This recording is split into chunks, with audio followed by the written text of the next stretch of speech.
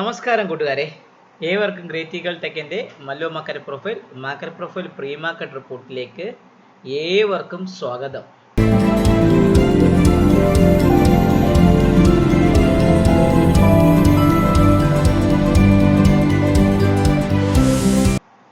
ഇന്ന് നമ്മുടെ മാർക്കറ്റിൽ നല്ലൊരു പോസിറ്റീവായ ന്യൂസൊക്കെ ഇന്ത്യൻ മാർക്കറ്റിൽ സംഭവിച്ചിട്ടുണ്ടായിരുന്നു. നമ്മുടെ നിക്കായുടെ സർവീസസ് PMI, മാനുഫാക്ചറിങ് PMI കൂടിയിട്ടുണ്ടായിട്ടുണ്ട്. സർവീസസ് PMI കൂടി. നമ്മുടെ ഹോൾസെയിൽ പ്രൈസ് ഇൻഫ്ലേഷൻ കുറഞ്ഞു.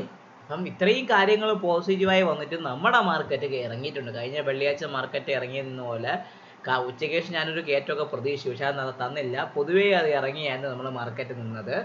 അതേപോലെ ഇന്ന് വൈകിട്ട് വന്ന അമേരിക്കൻ മാർക്കറ്റിലെ ഡേറ്റയിൽ സർവീസ് മാനുഫാക്ചറിങ് PMI ചെറുതായിരുന്നു കുറഞ്ഞിട്ടുണ്ട്. അത് ചെറിയൊരു കോൺട്രാക്റ്റിംഗ് എന്ന് പറഞ്ഞ് കാണിച്ചിട്ടുണ്ട്. പക്ഷേ സർവീസസ് PMIയും അതുകൂടാതെ ഗ്ലോബൽ കോമ്പോസിറ്റ് PMI രണ്ടും പോസിറ്റീവായ രീതിയിലാണ് അമേരിക്കൻ മാർക്കറ്റ് വന്നത്. അപ്പോൾ 3 ന്യൂസ് ഉണ്ടായിരുന്നത് 2 ന്യൂസ് അമേരിക്കൻ മാർക്കറ്റിന് പോസിറ്റീവാണ്, ഒരെണ്ണം നെഗറ്റീവായ രീതിയിലാണ് നിൽക്കുന്നത്. ഇന്ത്യൻ മാർക്കറ്റിൽ വന്ന ന്യൂസുകളൊക്കെ പോസിറ്റീവാണ്, പക്ഷേ നമ്മുടെ മാർക്കറ്റ് കയറിയിട്ടില്ല.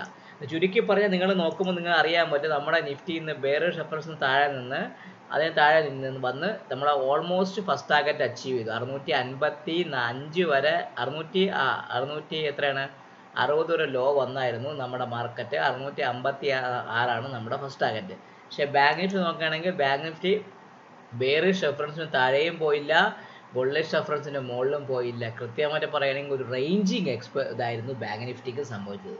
സോ നമുക്ക് നോക്കേണ്ടത് മാർക്കറ്റ് പ്രൊഫൈൽ പ്രകാരം നമ്മുടെ മാർക്കറ്റ് എങ്ങനെയായിരുന്നു പോയത്, ബാക്കിയുള്ള കാര്യങ്ങളൊക്കെ നോക്കിക്കൊണ്ട് നമുക്ക് ആ റിപ്പോർട്ടിലേക്ക് കടക്കാം. സോ ബാങ്ക് നിഫ്റ്റി നിങ്ങൾ നോക്കുകയാണെങ്കിൽ പ്യുവർലി പറഞ്ഞ ഒരു നോർമൽ ഡേ ആയിരുന്നു. ഒരു എക്സ്റ്റൻഷൻ തന്നെങ്കിൽ കൂടി ആശാൻ ഒരു പ്യുവർലി പറയുകയാണെങ്കിൽ നോർമൽ ഡേ സ്ട്രക്ചറിലാണ് വന്നിരിക്കുന്നത്.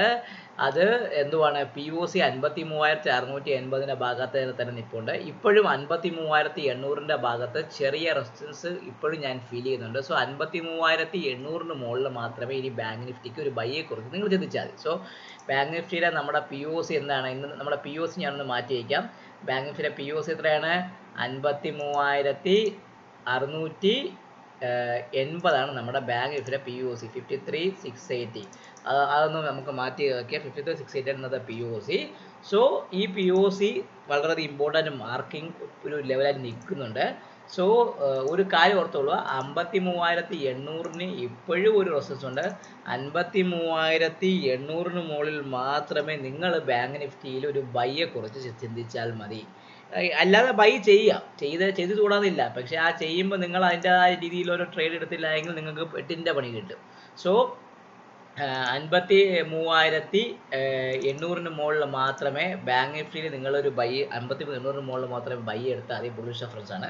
അതിന് മുകളിൽ മാത്രമേ ഒരു ബൈയെ കുറിച്ച് നിങ്ങൾ ചിന്തിച്ചാൽ മതി.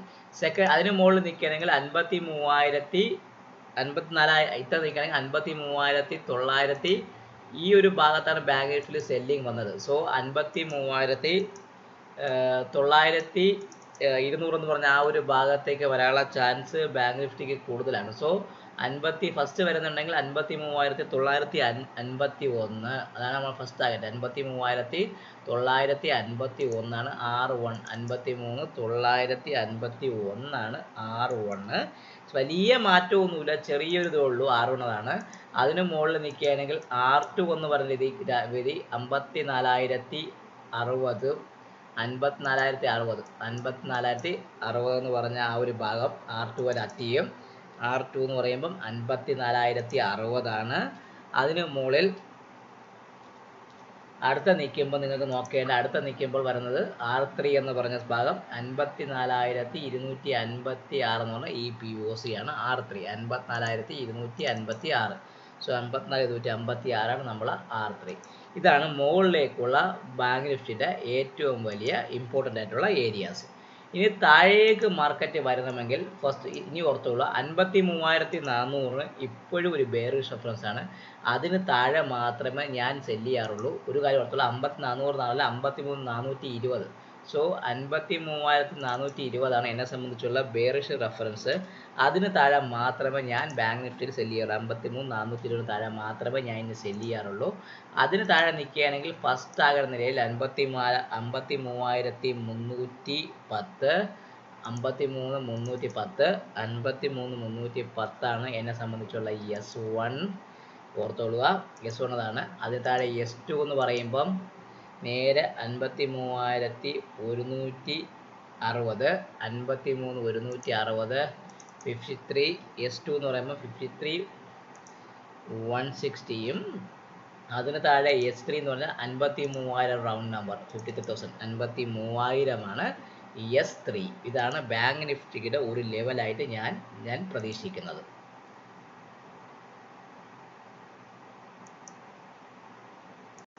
നിഫ്റ്റിയെ കുറിച്ച് നമ്മൾ നോക്കുന്ന സമയത്ത് നിഫ്റ്റിയിൽ നിങ്ങൾ നോക്കുമ്പോൾ നിങ്ങൾക്ക് അറിയാൻ പറ്റും നിഫ്റ്റി ഒരു മൊമെൻറ്റം തന്നിട്ടില്ല. പക്ഷേ ഇന്ന് മാർക്കറ്റ് പ്രൊഫൈൽ പ്രകാരം നിഫ്റ്റി നോക്കുകയാണെങ്കിൽ നിഫ്റ്റി ഒരു നോർമൽ വേരിയേഷൻ ഡൗൺ ഡേ ആയിരുന്നു. എന്നിരുന്നാൽ കൂടി 24,810 എന്ന് പറഞ്ഞൊരു ഇമ്പോർട്ടൻറ്റ് വാല്യൂവിൻ്റെ ഹൈക്ക് മുകളിൽ അവൻ പോകുന്നില്ല. ഇവിടെ അന്ന് ഓപ്പൺ ചെയ്തെങ്കിൽ കൂടെ താഴേക്ക് വന്ന് ഫെയിലിയർ തന്നെങ്കിൽ കൂടെ ഇന്ന് IBX താഴേക്ക് തന്ന് ഫസ്റ്റാകെ തരിക ചെയ്തു. സോ ചുരുക്കി പറഞ്ഞാൽ നോർമൽ വേരിയേഷൻ ഡൗൺ ഡേ ആണ് നിഫ്റ്റിയെ സംബന്ധിച്ച്.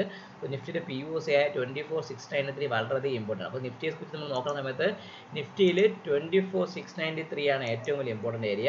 ആ ഒരു ഏരിയയ്ക്ക് മുകളിൽ സസ്റ്റെയിൻ ചെയ്താൽ മാത്രമേ നിഫ്റ്റി ഇനി മുമ്പോട്ട് പോകുള്ളൂ. സോ 24,693 നിഫ്റ്റിയുടെ POC എന്ന് പറയുമ്പം 24,693 ആണ് നിഫ്റ്റിയെക്കുറിച്ചുള്ളത്. ഇനി ഇപ്പോഴും ഞാൻ പറഞ്ഞു 24,810 മുകളിൽ മാത്രമേ നിങ്ങൾ നിഫ്റ്റിയുടെ ബൈയെ കുറിച്ച് ചിന്തിച്ചാൽ. 24,810 നിഫ്റ്റിയുടെ ഒരു ബൈയിങ് ഏരിയ. നിഫ്റ്റിയുടെ ഒരു ബൈയിങ് ഏരിയ എന്ന് പറഞ്ഞാൽ 24,810 നിഫ്റ്റിയുടെ ബൈയിങ് ഏരിയ. ബുള്ളിഷ് റെഫറൻസ് എന്ന് പറയുമ്പോൾ ഇതാണ് എന്നെ സംബന്ധിച്ചുള്ളത്. സോ ബുള്ളിഷ് റെഫറൻസ് ഇതാണ് 24,810.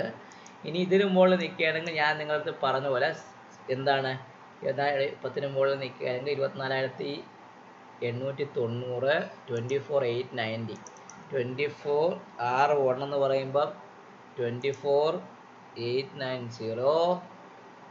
അതിന് മുകളിൽ R2 എന്ന് പറയുമ്പം ഏതാണ് R2 24,963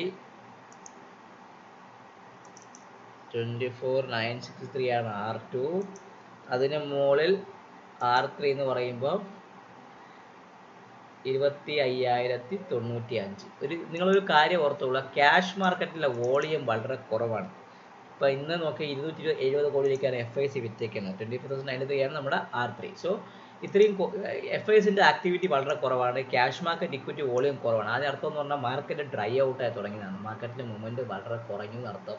സോ ഇനി താഴേക്ക് നോക്കുന്ന സമയത്ത് ഈ 24,580 ആണ് എന്നെ സംബന്ധിച്ചുള്ള ബെയറിഷ്. 24,580 താഴെ മാത്രമേ ഞാനൊരു സെല്ലിങ് എടുക്കുള്ളൂ. സോ 24,577 എന്ന് പറഞ്ഞാൽ കഴിഞ്ഞ വെള്ളിയാഴ്ചത്തെ POC ആയ അതാണ് എന്നെ സംബന്ധിച്ചുള്ള ബെയറിഷ് റെഫറൻസ്. അതിന് താഴെ മാത്രമേ ഞാനൊരു സെല്ലിങ്ങിനെ കുറിച്ച് ചിന്തിക്കുകയുള്ളൂ. സോ അതിന് താഴെ മക്കളെ നിൽക്കുകയാണെങ്കിൽ ഫസ്റ്റ് ടാർഗറ്റ് 24,506 24,506 24,506 ആണ് എന്നെ സംബന്ധിച്ചുള്ള ഫസ്റ്റ് ടാർഗറ്റ് 24,506. അതിന് താഴെ അടുത്ത പോകുന്നത് ഏതാണ്? അടുത്ത പോകുന്ന കളർ എന്ന് പറയുമ്പം 24,444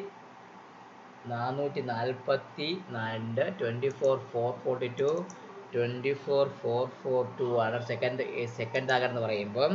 അത് കഴിഞ്ഞ് തേർഡ് ടാർഗറ്റ് എന്ന് പറയുമ്പം ഈ 24,385 24,385. ഇതാണ് എന്നെ സംബന്ധിച്ചുള്ള നിഫ്റ്റിയുടെ ഒരു മൊമെൻ്ററി മൂവ്മെൻറ്റ് വരികയാണെങ്കിൽ മാർക്കറ്റ് എവിടം വരെ പോകുന്നുള്ള ഒരു ആൻസറാണ്. സോ ചുരുക്കി പറഞ്ഞാൽ മാർക്കറ്റ് പ്യുവറിൽ ഒരു ബാലൻസ് തരുന്നത്. വലിയൊരു അനക്കവും ഇല്ല, വലിയൊരു കയറ്റവും ഇല്ലാത്ത രീതിയിലാണ് നമ്മുടെ മാർക്കറ്റ് ഇപ്പം പൊക്കോണ്ടിരിക്കുന്നത്.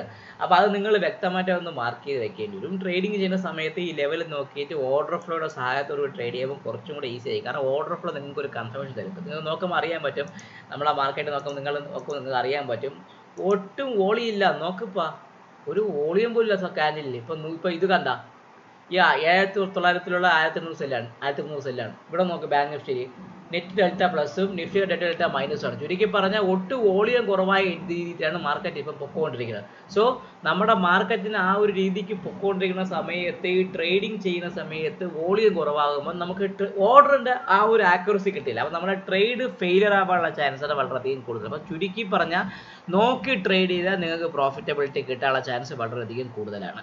സോ ഇത്രയും പറഞ്ഞുകൊണ്ട് എൻ്റെ ഈ നമ്മുടെ മാർക്കറ്റ് പ്രൊഫൈലിൻ്റെ പ്രീ മാർക്കറ്റ് വ്യൂ ഇവിടെ ഞാൻ അവസാനിക്കുകയാണ്. 1-2 അപ്ഡേഷൻസ് തരാനുണ്ട് നമ്മുടെ പുതിയ കാര്യങ്ങളെക്കുറിച്ച്.